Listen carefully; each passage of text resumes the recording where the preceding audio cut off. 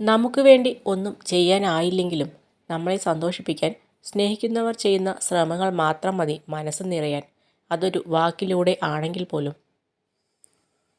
എൻ്റെ സന്തോഷത്തിൻ്റെ താക്കോൽ എന്നിൽ തന്നെയാണ് എന്ന തിരിച്ചറിയുന്ന നിമിഷത്തിലാണ് ജീവിതത്തിലെ തിരിച്ചറിവുകൾ തുടങ്ങുന്നത്. സ്വയം വില കളയുന്നതിനേക്കാൾ ഏറ്റവും നല്ല ഉപാധി മൗനമാണ്. ആർക്കും പരാതിയോ പരിഭവമോ ഉണ്ടാകില്ല. മൗനമാണ് കുത്തിനോവിക്കുന്ന എല്ലാ ചോദ്യങ്ങൾക്കുമുള്ള മറുപടി.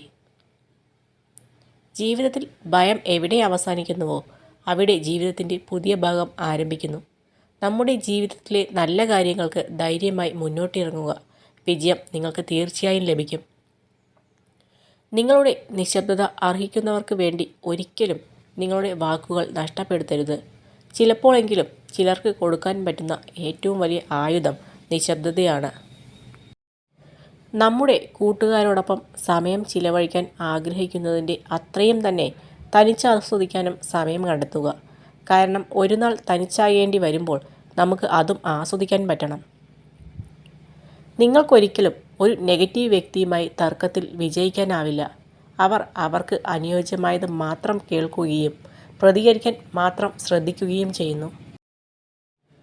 ആരെങ്കിലും നിങ്ങളെ വേദനിപ്പിച്ചാൽ അവരെ വേദനിപ്പിക്കാൻ ശ്രമിക്കുന്നതിന് പകരം അവരുടെ സാഹചര്യങ്ങൾ മനസ്സിലാക്കാൻ ശ്രമിക്കുകയാണ് പക്വതയുടെ യഥാർത്ഥ അടയാളം. ആരിൽ നിന്നും അധികമൊന്നും ആഗ്രഹിക്കാതിരിക്കുക എന്നതാണ് നമുക്കും നമ്മുടെ മനസ്സിനും നൽകാവുന്ന ഏറ്റവും വലിയ സമ്മാനം. എരിഞ്ഞടങ്ങാനും നിരാശയിൽ തലകുനിച്ചിരിക്കാനും ഉള്ളതല്ല ജീവിതം.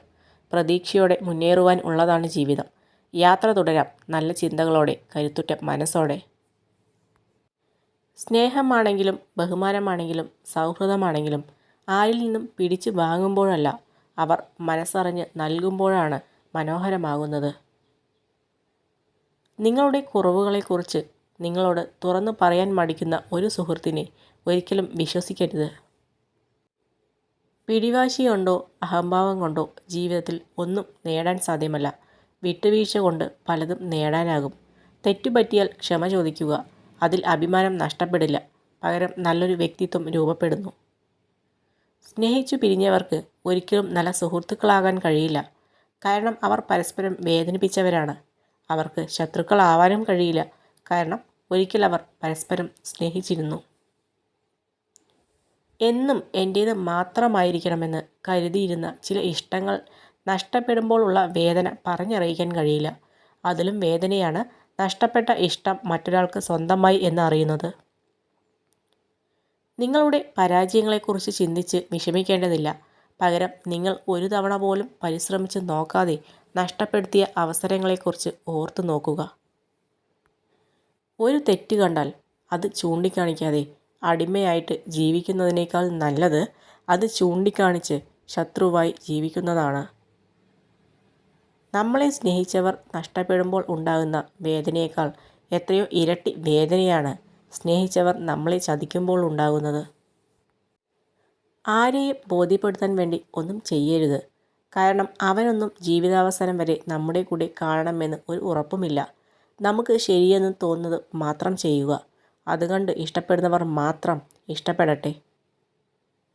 വേദനിപ്പിക്കാൻ എല്ലാവർക്കും കഴിയും.